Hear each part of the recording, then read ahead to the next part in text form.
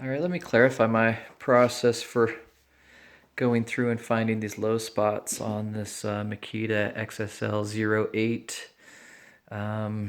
trim number, whatever number, PT.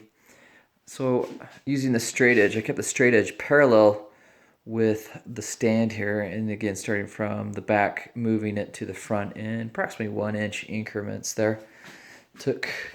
This is a 5 thousandths feeler gauge, and again, so I'd go through, move that, move it forward approximately 1 inch, and then recheck here.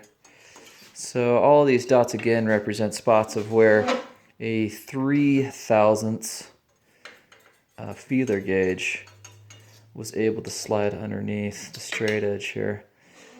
So I know throughout the entire saw I'm not greater than 5 thousandths. So there's actually one spot in the 90-degree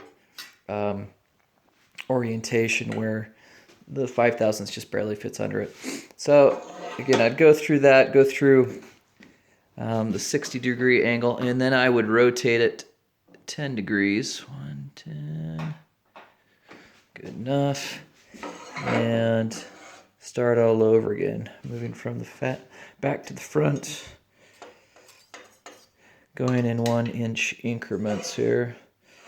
So all these spots here again are shallower than 5 thousandths.